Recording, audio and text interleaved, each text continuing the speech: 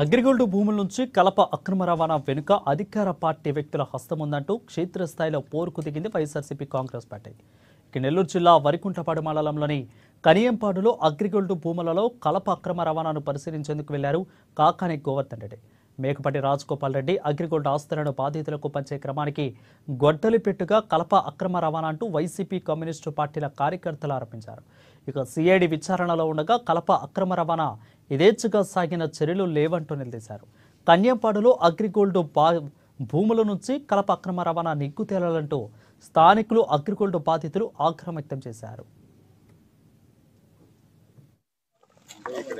బహుశా నాకు తెలిసి ఈరోజు ఒక్కసారి వరికుంటపాడులో జరిగినటువంటి దోపిడీని చూస్తే బ్రిటిష్ కాలంలో కూడా ఇంత దోపిడీ జరిగి ఉండదు.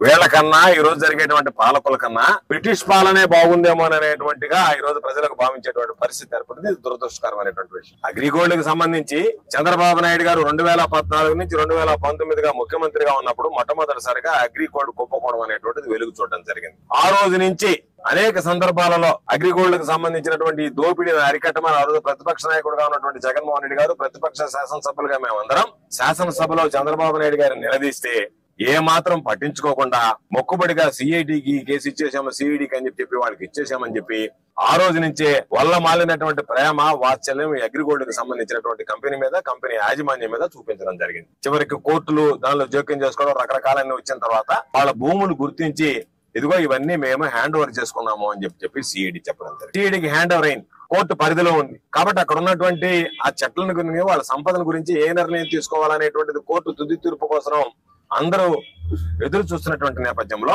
తుది తీర్పు వస్తే దాని ద్వారా వచ్చేటువంటి ఫలితం ద్వారా తమకు ఎంతో కొంత దక్కుతుంది అని చెప్పి అగ్రిగోల్డ్ బాధితులు భావిస్తున్నటువంటి నేపథ్యంలో వీటన్నిటిని పక్కన పెడుతూ ఈ రోజు దాదాపుగా 15 సంవత్సరాల నుంచి 18 సంవత్సరాల చెట్టు అంటే 4 నుంచి 5 సంవత్సరాలకు ఒక కటింగ్ వస్తుంది. అటువంటిది 3 కటింగ్లకు ఉన్నటువంటి దాంట్లో చావ ఉన్నటువంటి, శక్తి ఉన్నటువంటి, బాగా బరువు ఉన్నటువంటి చెట్టు. వాటిని ఈరోజు దాదాపుగా 18 సంవత్సరాల వయసు కలిగినటువంటి చెట్టు. ఒక ఎకరాకు సంబంధించి 60 నుంచి 70 టన్నులు, టన్ను 7,500 రూపాయల ఆవరేజ్ రేటు. అంటే దాదాపుగా ఒక ఎకరా మీద 5 లక్షల రూపాయలు ఆర్జించేటువంటి పరిస్థితి. అటువంటిది ఒక్క వరికుంటపాడు మండలంలోనే మేము చూసినటువంటిలో 70 ఎకరాలంటే దాదాపుగా 3.5 కోట్ల రూపాయల ప్రజలకు సంబంధించినటువంటి ఆస్తి, ప్రభుత్వ స్వాధీనంలో ఉన్నటువంటి ఆస్తి, సిఐడి జప్తు చేసినటువంటి ఆస్తిలో